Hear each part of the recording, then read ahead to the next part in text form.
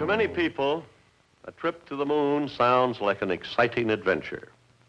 However, astronomers warn us that the moon is a very uninviting place.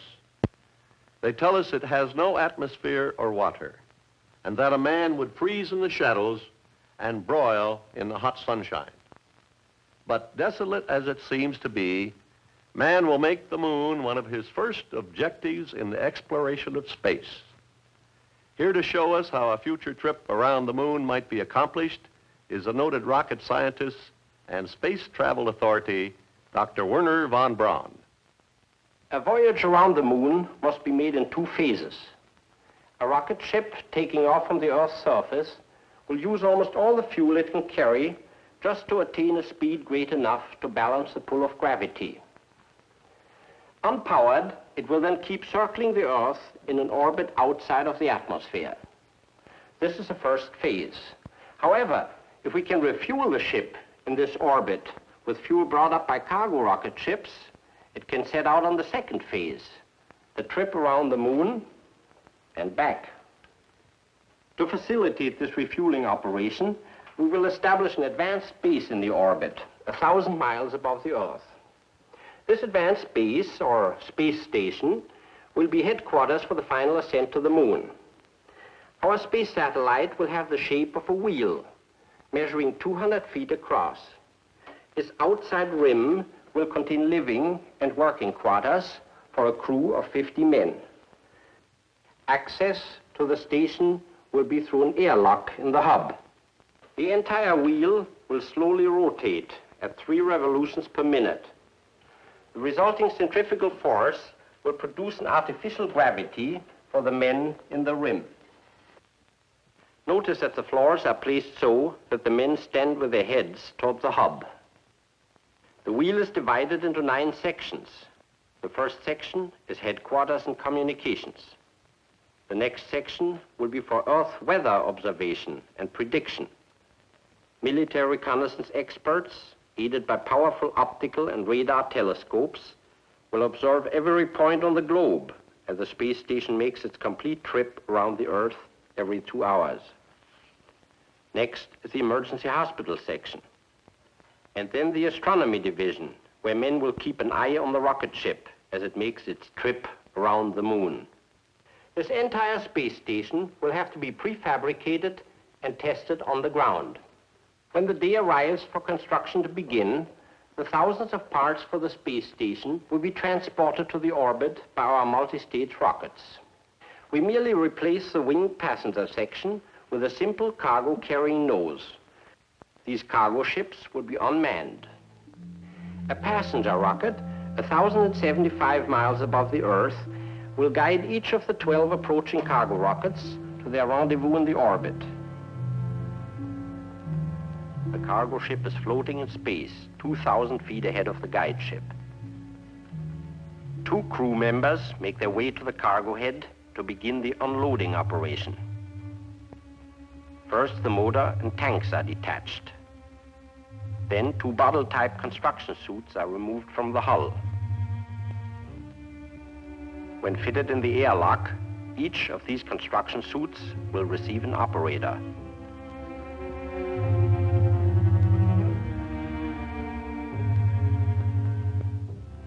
Construction of the space wheel now begins. The sides of the cargo nose are mechanically separated. Built-in tanks of compressed air inflate this large plastic inner section of the hub.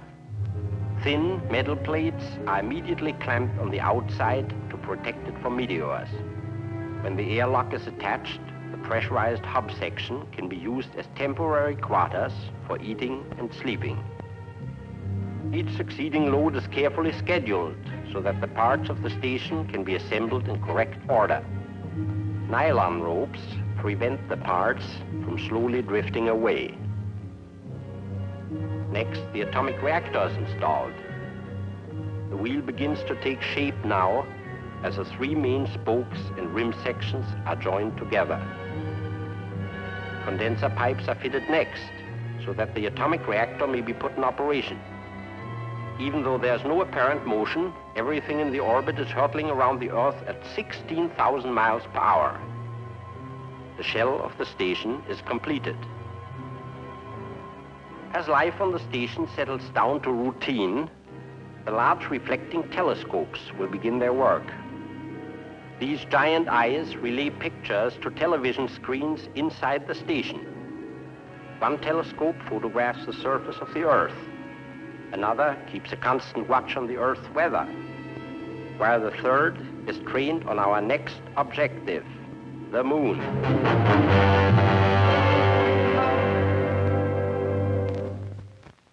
The primary purpose of the first moon trip will be to test the methods and equipment to be used on later voyages into deep space.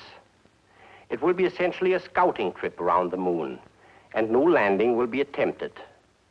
To understand the plan of the trip, let us use this model. Here is the Earth with the moon circling around it. Since the first half of the trip will take 5 days, we must aim the ship well ahead of the moon so that they both arrive at about the same point in space at the same time. Here we have a scale drawing of the Earth with the moon 240,000 miles away. This is the elliptical path which our rocket ship will follow, going out and coming back. This model will show you how our future moon rocket ship might be designed. It will be 53 feet in length, has no wings or tail surfaces, because it will be assembled and operated only in the vacuum of space. For the hull of the ship, we are adapting the cabin section of one of the Earth to Space Station passenger rockets. To the nose, we have added a small atomic reactor. The ship's crew of 4 men will be placed 2 in the front and 2 back here. This is the directional radio radar antenna. Located underneath is the airlock for a spacesuit. The suit can be entered from inside the ship. Clustered around the rear of the ship are the 7 extra fuel tanks filled with hydrazine and nitric acid. All but the centrally located tank will be released when empty near the end of the return trip to cut down on dead weight. Even though we now have the theoretical knowledge to make a trip to the moon, it will be many years yet before our plans can fully materialize. However, let us imagine for a moment that the many problems have been solved and that after completing our space station, we are ready to begin our first voyage around the moon. Ladies and gentlemen, through a worldwide network of radio and television, we are bringing you an on-the-spot account of the first expedition around the moon. Here at Space Station number 1, 1,000 miles above the Earth, the final preparations have all been made. Except for the time the rocket is on the other side of the moon, our radio and that of the station will be in constant communication with the ship during the 10-day voyage. As the moon ship stands by, the all-important pressurized spacesuit enters the rocket's airlock for the last time. During the trip, it'll be used only in the case of emergency. The captain is the last man to come aboard. He will direct the entire expedition from his position at the front of the ship.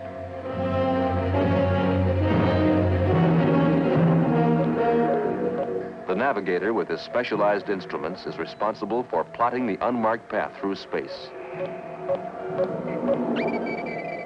The radio operator must maintain constant communication with the Earth on the space station. Finally, the rocket ship's motor and other mechanical functions will be the responsibility of the engineer. After final instrument check, the ship's crew lock themselves in position for the blastoff. Now, only minutes remain until firing time. The captain sets the automatic firing timer and reports to the space station. Last-minute orders are given. Crew will secure and stand by for firing in 8-4 seconds.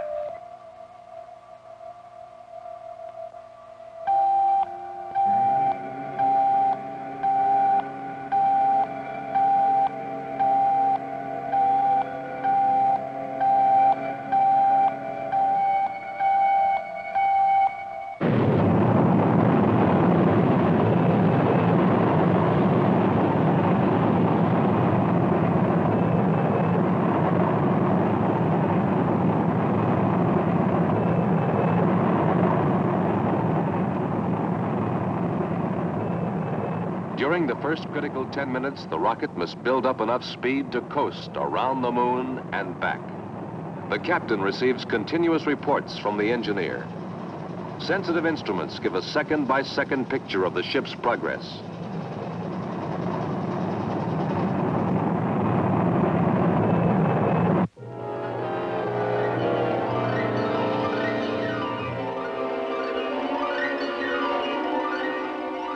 The body-racking period of acceleration is over. The ship is on its way. There is no turning back. Weightless now, the crew members must make their first position check along the course to the moon. The stars are signposts for navigation. With incredible accuracy, automatic computing machines instantly give the ship's location in the void of space. This information must be continually relayed back to Earth.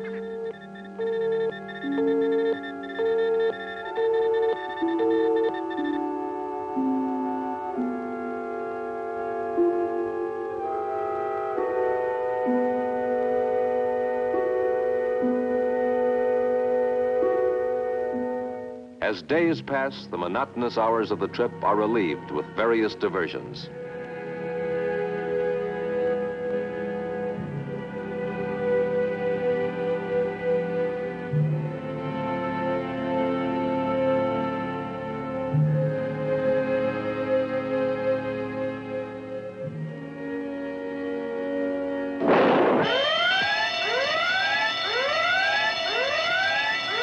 Check the console, Joe. Try to pick it up. Station 1 to Bill, RM1. is your electrical system working? Emergency condition. Repeat. Verify. Over.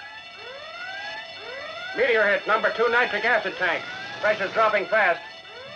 It's number 2, all right. Joe, put the air blowers on emergency power. Frank, get in the bottle suit and patch that hole. Don't use your motors near that leak. Try to reach it with the gripping arms. Station 1 to RM1. Station 1 to RM1. Our instruments indicate emergency condition. Verify. Repeat. Verify. Over. RM1 calling Station 1. This is Station 1. Go ahead. At 51 hours, 22 minutes elapsed flight time, registered hit by a small meteor. Puncture between Station 51 and 52, upper bulkhead of nitric acid tank number 2. Repairs are underway.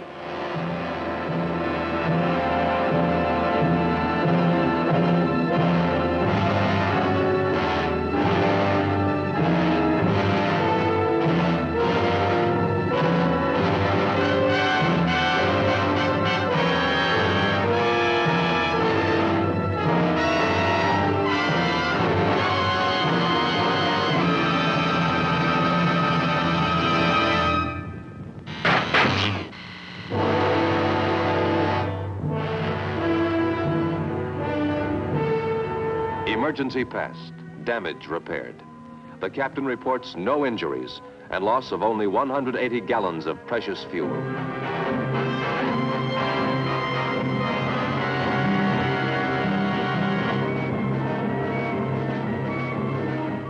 After 4.5 days, the crew get their first glimpse of the unknown side of the moon.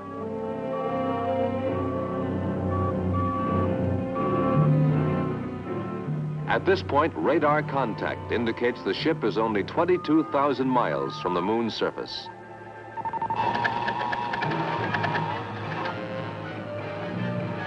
The computer informs the navigator that if the ship continues on its present course, it will crash into the moon. As the 116th hour approaches, the navigator must act quickly to avoid a collision with the moon. He starts the tape selector, which will automatically correct the rocket's course by firing the motor for a precise number of seconds.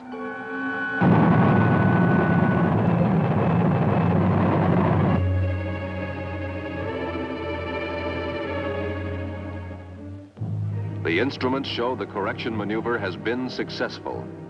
The ship will skim across the face of the moon approximately 60 miles above the surface. RM1, Station 1. We are now seeing the Earth disappear behind the moon's rim. This will be our last radio message until you see us on the other side. Roger, RM1. Good luck.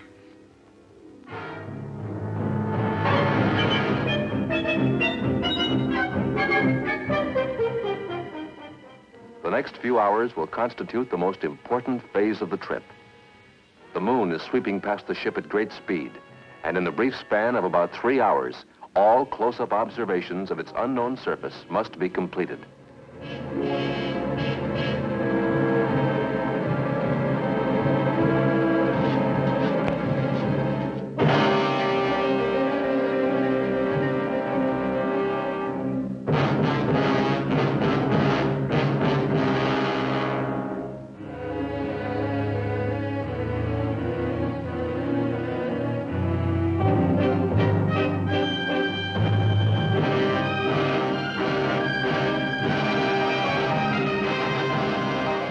As the night side of the moon approaches, flares are made ready for firing.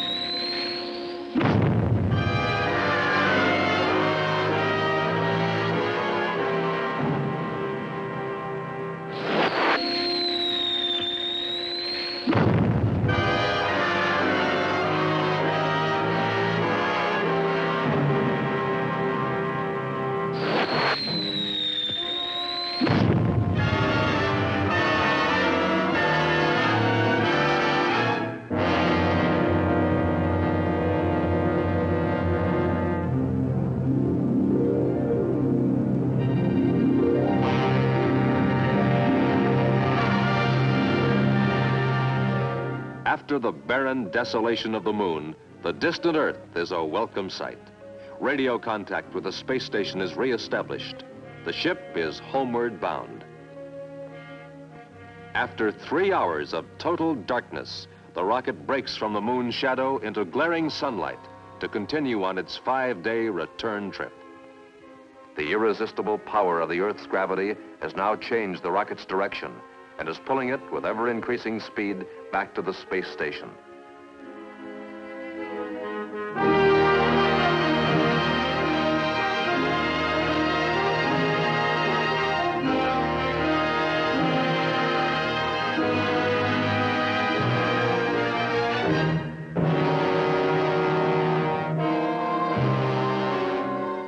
At 240 hours, preparations are being made to enter the orbit of the space station. The ship's direction is reversed so that the subsequent firing will slow the rocket's speed and jettison the empty fuel tanks.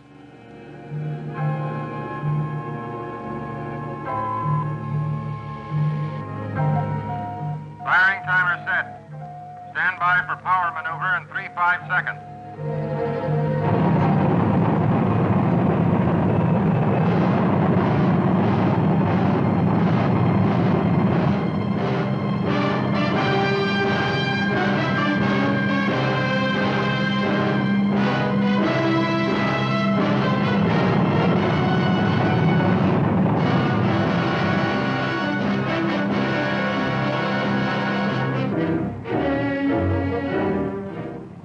Ladies and gentlemen, you have just witnessed the first successful voyage into interplanetary space.